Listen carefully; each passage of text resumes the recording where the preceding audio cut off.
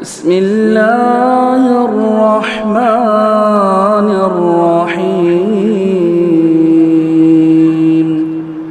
إن الحمد لله نحمده ونستعينه ونستغفره ونعوذ بالله من شرور أنفسنا ومن سيئات أعمالنا.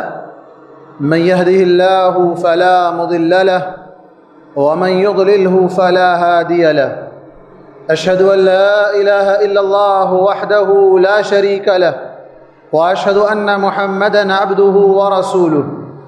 أما بعد فإن خير الحديث كتاب الله وخير الهدي هدي محمد صلى الله عليه وسلم وشر الأمور محدثاتها وكل محدثة بدعة وكل بدعة ضلالة وكل ضلالة في النار. قال الله تبارك وتعالى في كلامه المجيد والفرقان الحميد: فأعوذ بالله السميع العليم من الشيطان الرجيم. يا أيها الذين آمنوا اتقوا الله حق تقاته ولا تموتن إلا وأنتم مسلمون. وقال تعالى: بسم الله الرحمن الرحيم.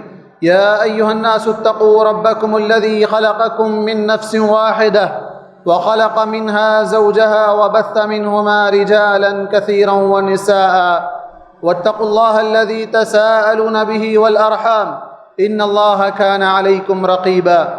وقال تعالى: يا أيها الذين آمنوا اتقوا الله وقولوا قولا سديدا يصلح لكم أعمالكم ويغفر لكم ذنوبكم ومن يطع الله ورسوله فقد فاز فوزا عظيما. وقال تعالى في موضع آخر: وَلَقَدْ بَعَثْنَا فِي كُلِّ أُمَّةٍ رَسُولًا أَنِ اعْبُدُوا اللَّهَ وَاجْتَنِبُوا الطَّاغُوتَ. وقال النبي صلى الله عليه وسلم: قولوا لا إله إلا الله تفلحوا. اما بعد.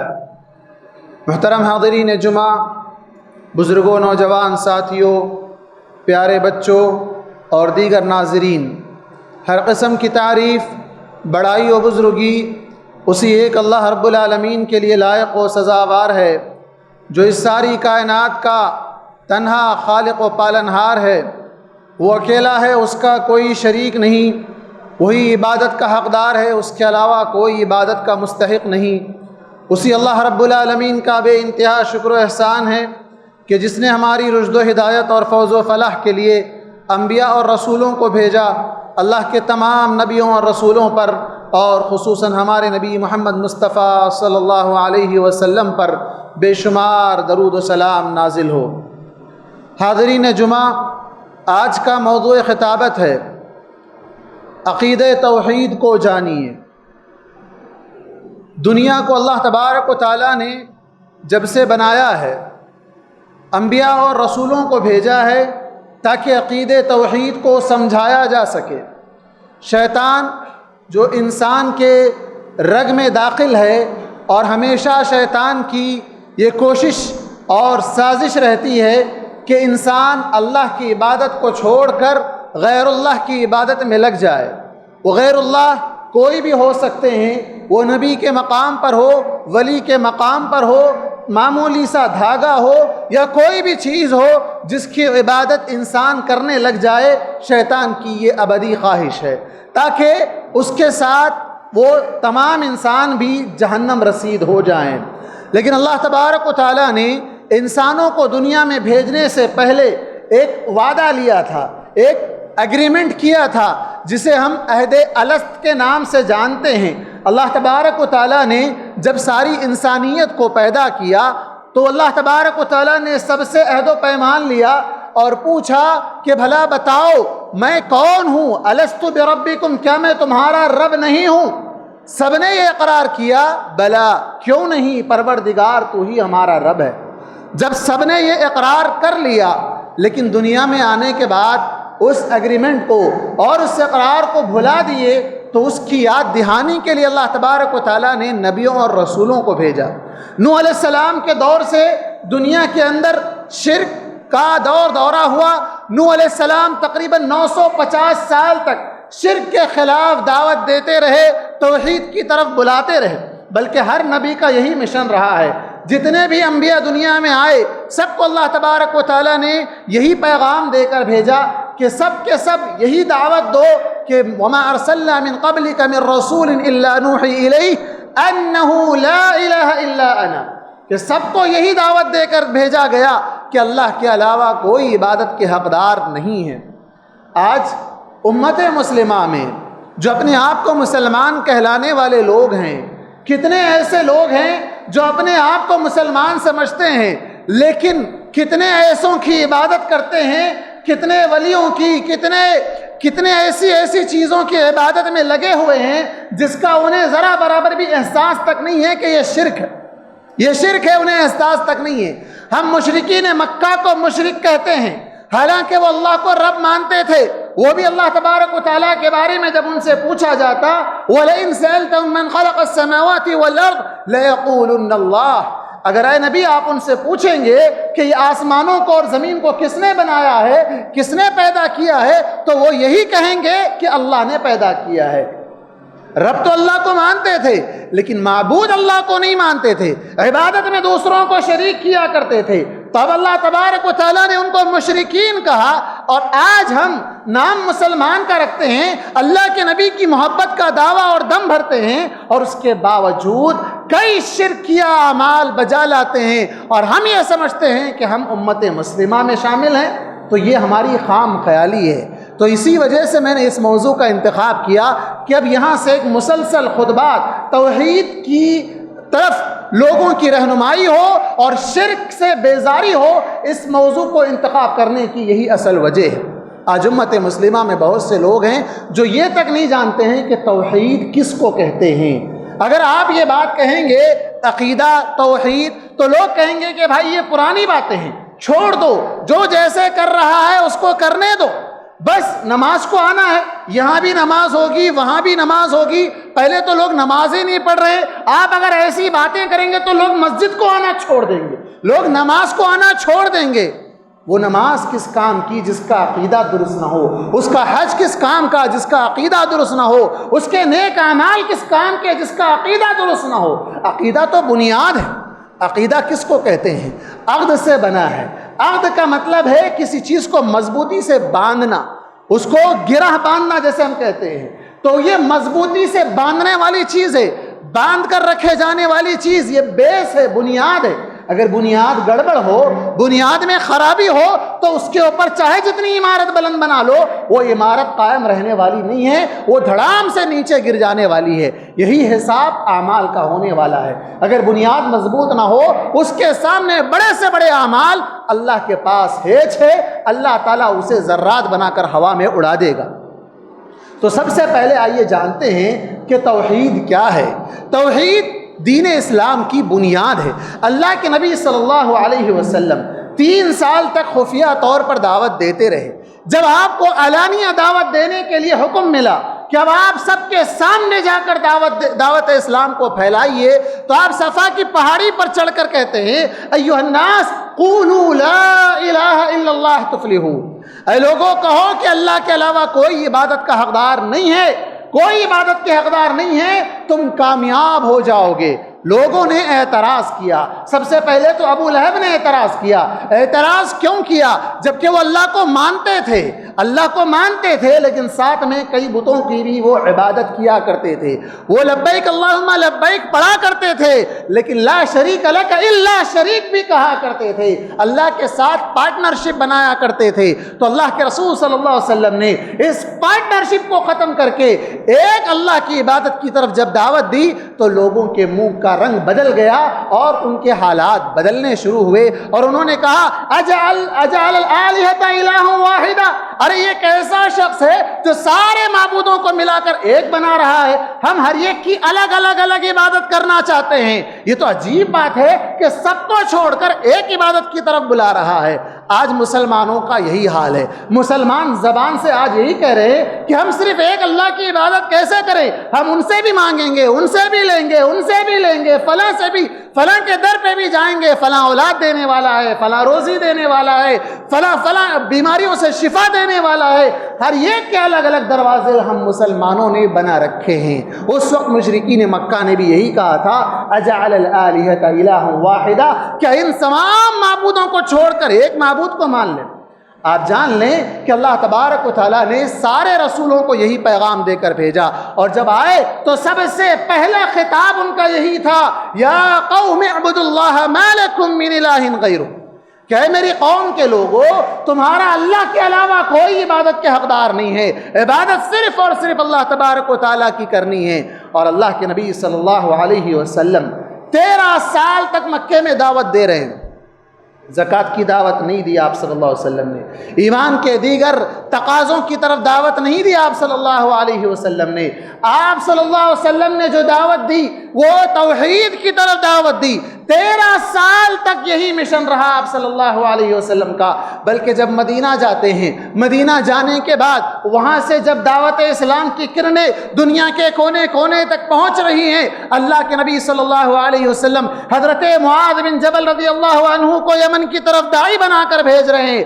آپ ان سے کہہ رہے ہیں کہ انک تأتی قوما من اہل الکتاب، کہ دیکھو تم اہل کتاب والی قوم جنہیں کتاب دی گئی، پہلے سے ان کے پاس آسمانی کتاب موجود ہے، تم ایسی قوم کے پاس جا رہے ہو لیکن ان کے اندر شرک آ گیا ہے، ان کے اندر شرک آ گیا ہے۔ فَلْيَكُنْ أَوَّلَ مَا تَدْعُوهُمْ شَهَادَةِ أَن لَا إِلَهَ إِلَّا اللَّهُ وَأَنَّ مُحَمَّدًا رَسُولُ اللَّهِ، کہ سب سے پہلی چیز جس کی طرف انہیں تم دعوت دو گے وہ اللہ کی گواہی کہ اللہ ایک ہے، اللہ کے علاوہ کوئی عبادت کے لائق نہیں ہے۔ اس بات کی طرف اگر وہ مان لیتے ہیں، فَإِنْهُمْ أَجَابُوا لِذَلِكَ، اگر وہ تمہاری یہ بات مان لیتے ہیں، یعنی اللہ کی گواہی، اللہ کے رسول محمد صلی اللہ علیہ وسلم کی گواہی دے دیتے ہیں، تب انہیں بتاؤ کہ اللہ نے تم پر نمازیں فرض کی ہے، اللہ نے تم پر زکوٰۃ فرض کی ہے، تمام دیگر جو ایمان کے دیگر ارکان ہیں ان کے تعلق سے آپ صلی اللہ علیہ وسلم نے بتلایا ہے۔ تو پہلی چیز جس کی طرف ہمیں دعوت دینا ہے وہ توحید کی طرف دعوت دینا ہے۔ توحید کا معنی کیا ہے؟ توحید کس کو کہتے ہیں؟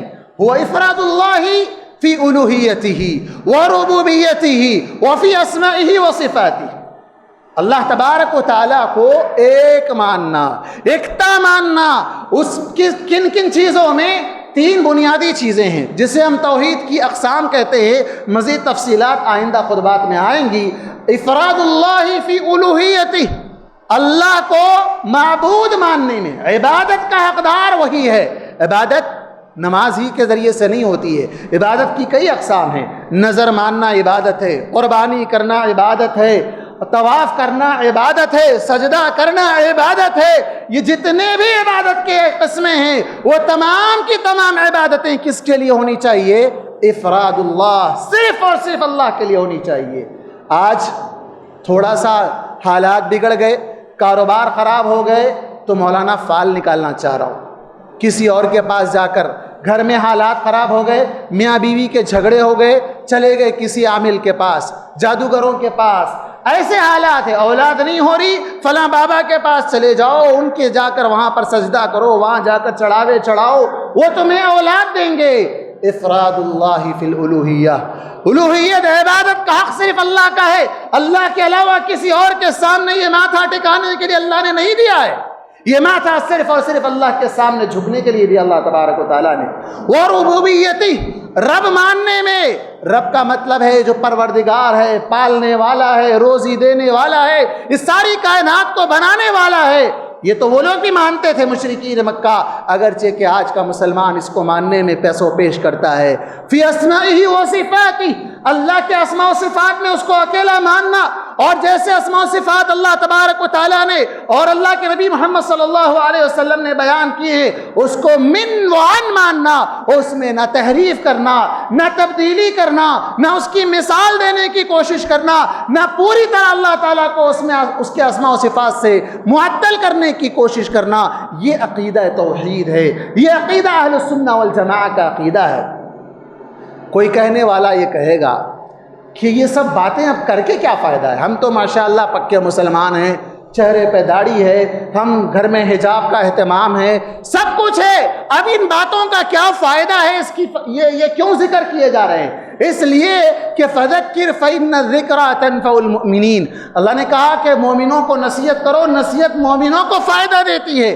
ہم میں سے کتنے لوگ ہیں جو توحید کی تعریف جانتے ہوں گے؟ ہم میں سے کتنے لوگ ہیں جو توحید کی اقسام جانتے ہوں گے؟ ہم میں سے کتنے لوگ ہیں جو یہ تک نہیں جانتے کہ اللہ کہاں ہے؟ اللہ کے اسماء و صفات کے اندر العلی، اللہ کا ایک اعلیٰ مقام ہے، جو عرش پر اللہ تبارک و تعالیٰ مستوی ہے۔ مزید تفصیلات آئندہ خطبات میں آئیں گی، لیکن یہاں ہم مسلمانوں کا جو حال ہے وہ یہ ہے کہ اگر کسی سے پوچھ لیا جائے اللہ کون ہے، اگر کوئی غیر مسلم ہم مسلمان سے پوچھتا ہے کہ بھائی تم اللہ کو ایک کیوں مانتے ہو، اللہ کے علاوہ دوسروں کے سامنے کیوں نہیں جھکتے ہو؟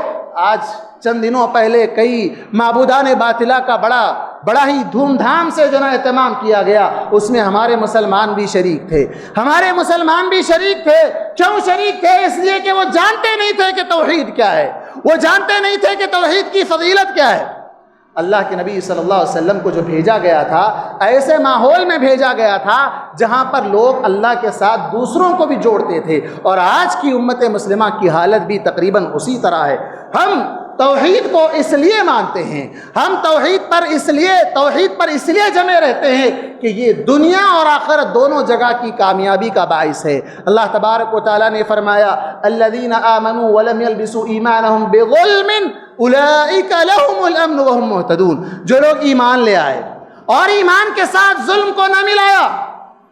ہم بھی مومن ہیں اور ہمارے دیگر بھائی بھی اپنے آپ کو مومن کہتے ہیں، لیکن ساتھ میں ظلم کو ملا لیتے ہیں۔ کون سا ظلم؟ جو کہا گیا ان الشرک لظلم عظیم، شرک سب سے بڑا ظلم ہے، شرک کو جوڑ لیتے ہیں۔ تو اللہ تبارک و تعالیٰ نے اس آیت میں کہا جو ایمان لائے اور شرک کو نہیں جوڑتے ہیں ان لوگوں کے لیے امن ہے، دنیا میں امن۔ آج ہم خوف کی حالت میں زندگی گزار رہے ہیں، یہ خوف ہم سے دور ہوگا کب؟ جب ہم ایمان پر قائم رہیں گے، ایمان پر جمے رہیں گے، شرک کی آمیزش نہ کریں گے، تو اللہ تبارک و تعالی ہمیں امن کا وعدہ کرتا ہے اولئک لہم الامن وہم مہتدون، اور وہی ہدایت یافتہ ہے دنیا میں بھی اور آخرت میں بھی۔ پل صراط سے گزرنے کے لیے اللہ تبارک و تعالی راستہ آسان کر دے گا اور سیدھے وہ جنت میں چلے جائیں گے۔ ایک اور روایت اس سلسلے میں ہمارے سامنے حضرت ابو سعید خدری رضی اللہ عنہ کی روایت ہے کہ اللہ کے رسول صلی اللہ علیہ وسلم نے فرمایا کہ موسیٰ علیہ السلام نے اللہ سے کہا یا رب علمنی کلمہ، اے اللہ مجھے کوئی ایسا کلمہ سکھا دے یا کوئی ایسی دعا سکھا دے جس کے ذریعے سے میں تجھے یاد کروں اور اس کو لے کر میں تجھ سے دعا مانگوں۔ اللہ نے کہا قل لا الہ الا اللہ، کیا کہو؟ لا الہ الا اللہ کہو۔ موسیٰ علیہ السلام نے کہا اے اللہ یہ کلمہ تو ایسا ہے جو تیرے سارے بندے کہتے ہیں، یعنی جو مومن بندے ہیں وہ سب کہتے ہیں، میرے لیے اس میں کیا خاص ہے؟ میرے لیے اس میں کیا خاص ہے؟ میں چاہتا ہوں کہ میرے لیے کوئی خاص کلمہ ہو۔ اللہ تبارک و تعالیٰ نے فرمایا اگر آسمانوں میں رہنے والے، ساتوں آسمان اور ساتوں آسمان میں رہنے والے سوائے میرے یعنی اللہ کے علاوہ جتنے بھی وہاں پر رہنے والے ہیں وہ سب کے سب، اور ساتوں زمین میں رہنے والے اور ساتوں زمین وہ سب کے سب بھی یہ کہیں اور وہ سب کے سب کو ایک پلڑے میں رکھ دیا جائے اور کلمہ لا الہ الا اللہ کو ایک پلڑے میں رکھ دیا جائے تو لا الہ الا اللہ کا پلڑا بھاری ہو جائے گا، وہی کامیاب ہوگا۔ اور اس سلسلے میں ایک ترمذی کی بڑی مشہور روایت ہے جسے ہم حدیث البطاقہ کے نام سے جانتے ہیں۔ بطاقہ کارڈ، آئی ڈی کارڈ جیسا ہمارے پاس ہوتا ہے، ہم تعارف کے لیے کسی کو بھی اپنا ایک آئی ڈی کارڈ بنا کر دیتے ہیں۔ کارڈ والی حدیث بڑی مشہور حدیث ہے، صحیح حدیث ہے، ترمذی اور ابن ماجہ کی، علامہ البانی نے اس کو صحیح قرار دیا۔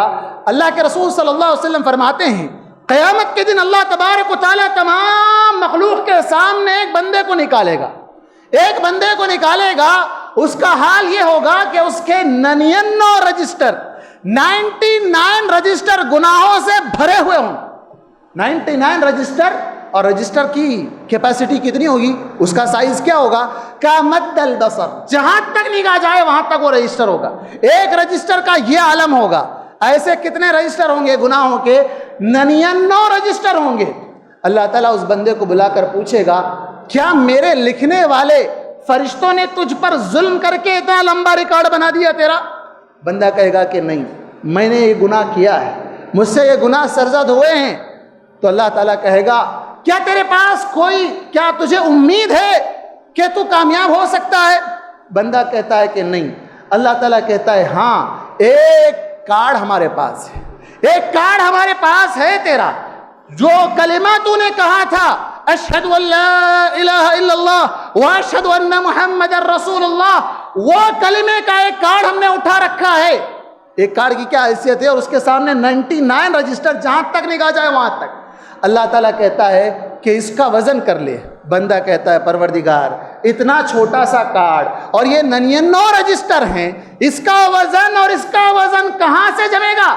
دونوں میں کیسے وزن کیا جا سکے گا؟ یہ تو معمولی سا ہلکا سا کارڈ ہے۔ اللہ تعالیٰ کہے گا کہ نہیں، اس کا وزن کرو۔ وزن کیا جاتا ہے، 99 رجسٹر ہلکے پڑ جاتے ہیں اور وہ ایک کارڈ بھاری پڑ جاتا ہے، جو توحید کا کارڈ تھا، جس پر توحید کی گواہی لکھی ہوئی تھی۔ یہ ہے توحید کی اہمیت، یہ ہے توحید کی فضیلت۔ جو ہم کہتے ہیں کہ توحید کیوں، تو اس کی وجہ یہ ہے کہ یہی چیز نجات دلانے والی ہے۔ اللہ کے رسول صلی اللہ علیہ وسلم نے دوسرے مقام پر کہا من حقق التوحید، یعنی جس نے توحید کو ثابت کیا، اس کے تعلق سے کہا من لقی اللہ لا یشرک بہ شیئا دخل الجنہ، جس نے اللہ سے اس حال میں ملاقات کی کہ اس نے اللہ کے ساتھ کسی کو شریک نہیں ٹھہرایا، وہ جنت میں داخل ہو جائے گا، وہ جنت میں داخل ہو جائے گا۔ اس سے بڑھ کر اور کیا چاہیے؟ یہی تو چاہیے۔ اور اس کے بعد جو توحید کو پورا نہیں کرتا ہے، توحید کے اندر آمیزش کرتا ہے، اس کے اندر ملاوٹ کرتا ہے، شرک کرتا ہے، اس کے تعلق سے فرمایا من لقیہ یشرک بہ شیئا دخل النار، جس نے اللہ کے ساتھ ملاقات کی، اللہ سے ملاقات کی اس حال میں کہ وہ اللہ کے ساتھ کسی اور کو شریک ٹھہرا رہا تھا، تو وہ جہنم میں جائے گا۔ سوال یہ پیدا ہوتا ہے کہ کیا اس کے پاس دیگر اعمال نہیں ہوں گے؟ کیا اس کے پاس نماز، روزہ، حج، خیر خیرات، صدقات، یہ تمام چیزیں نہیں ہوں گی؟ سب کچھ ہوگا لیکن کام نہیں آئیں گے، وہ سب انویلڈ ہو جائیں گے، اس کی کوئی حیثیت باقی نہیں رہ جائے گی۔ اللہ تبارک و تعالیٰ کہتا ہے فَجَعَلْنَاهُ هَبَاءً مَنثُورًا، ہم ان تمام نیک اعمال کو ذرات بنا کر اڑا دیں گے۔ ابن جدعان کے بارے میں، یا عبداللہ بن جدعان کے بارے میں ایک روایت میں آپ صلی اللہ علیہ وسلم نے کہا تھا کہ یہ بڑا صلہ رحمی کرنے والا شخص تھا، بڑا صدقہ و خیرات کرنے والا شخص تھا، لیکن کبھی اس نے رب غفر لی خطیئتی یوم الدین اس نے کبھی نہیں کہا تھا، یعنی اللہ کو کبھی اس نے نہیں مانا تھا۔ نیک اعمال، مشرکین مکہ کیا کیا نہیں کرتے تھے؟ حاجیوں کی خدمت کرتے تھے، ان کو پانی پلانا، سقایا کا کام، کعبۃ اللہ کی پوری ذمہ داری سنبھالا کرتے تھے، لیکن اس کے باوجود اللہ تبارک و تعالیٰ نے انہیں مشرک قرار دیا۔ اور آج ہم کتنے بڑے بڑے نیک اعمال نہیں کرتے ہیں، اس کے باوجود ہمارے اندر شرک پایا جاتا ہے۔ اگر یہ شرک نبی کے اندر بھی پایا جاتا تو ان کا کیا حشر ہوتا؟ اللہ نے کہا لئن اشرکت لیحبطن عملک، اے نبی اگر آپ بھی شرک کرو گے تو آپ کے بھی سارے کے سارے اعمال رائیگاں چلے جائیں گے، اکارت چلے جائیں گے، ان کی کوئی حیثیت باقی نہیں رہے گی۔ ہم یہ کہتے ہیں کہ اللہ تبارک و تعالیٰ بڑا بخشنے والا ہے، اللہ بخش دے گا، اللہ معاف کر دے گا، تو آخری بات یہ سن لیں کہ اللہ تبارک و تعالیٰ شرک کو کبھی معاف نہیں کرے گا، شرک کے علاوہ سارے گناہوں کو معاف کرے گا۔ اللہ نے فرمایا ان اللہ لا یغفر ان یشرک بہ ویغفر ما دون ذلک لمن یشاء، اللہ تبارک و تعالیٰ شرک کو معاف نہیں کرتا، اس کے علاوہ جس کے لیے چاہے۔ ہر گنہگار کے بارے میں نہیں کہا، اللہ جس گنہگار کے بارے میں چاہے اس کے گناہوں کو معاف کر سکتا ہے، دیگر گناہوں کو۔ اس کو دوسری روایت میں آپ صلی اللہ علیہ وسلم نے کہا، اللہ تبارک و تعالیٰ فرماتا ہے یا بنی آدم لو اتیتنی بقراب الارض خطایا، اے بنی آدم اگر تو میرے پاس زمین بھر کے گناہ لے کر آئے، کتنے؟ زمین بھر کے، کتنی زمین ہے؟ آپ میپ اٹھا کر دیکھیں، اتنے پھیلائے ہوئے گناہ جو عنان السما اور اوپر لمبائی میں آسمان کی چوٹیوں تک پہنچ جائے، اتنے گناہ اگر ہو، وہ سارے گناہ بھی اگر تو میرے پاس لے کر آئے اور تو نے میرے ساتھ کسی کو شریک نہ ٹھہرایا، تو میں تجھے اس سے کہیں زیادہ، اس سے بڑھ کر تجھے بخشنے کے لیے میں آ گیا ہوں۔ تو یہ اللہ کی بخشش کا وعدہ ہے کہ اگر اللہ کے ساتھ شرک نہ کیا جائے تو آج ہم مسلمانوں میں جو ہمارے آپسی تعلقات ہیں، ہمارے اسکول میں بچے جو پڑھنے جاتے ہیں وہاں پر شرک کو پھیلایا جا رہا ہے، شرک کی طرف دعوت دی جا رہی ہے۔ آفسوں میں جاب جہاں کرنے ہم جاتے ہیں وہاں پر شرک کی کھلے عام تبلیغ ہو رہی ہے، اور ہمارے نوجوان جنہیں توحید نہیں معلوم، جنہیں شرک نہیں معلوم، وہ ہر طرح کی دعوتوں میں، ہر طرح کی پارٹیوں میں، ہر طرح کے ایسے پروگرامز میں شرکت کر رہے ہیں، انہیں احساس تک نہیں ہو رہا ہے کہ وہ کتنا گھناؤنا جرم کر رہے ہیں، کتنا خطرناک عمل کر رہے ہیں، جس سے ان کی ساری زندگی کے اعمال ضائع ہو سکتے ہیں، اور دنیا کے ساری کی ساری جو کھیتی ہے وہ تباہ و برباد ہو سکتی ہے۔ ہمیں سوچنے سمجھنے کی ضرورت ہے کہ ہم کس طرح کی زندگی گزار رہے ہیں، ہم ایک مسلمان ہونے کے ناطے ہمیں کیسے ہونا چاہیے تھا، ہمارا عقیدہ کیسے ہونا چاہیے تھا، آج اس عقیدے کو سمجھنے اور اس کے مطابق عمل کرنے کی ضرورت ہے۔ اللہ تبارک و تعالی ہم تمام مسلمانوں کو عقیدہ توحید کو سمجھنے کی توفیق عطا فرمائے، اور توحید پر قائم رہنے اور اسی پر اللہ تبارک و تعالی ہمارا خاتمہ فرمائے، آمین۔ وآخر دعوانا ان الحمد للہ رب العالمین۔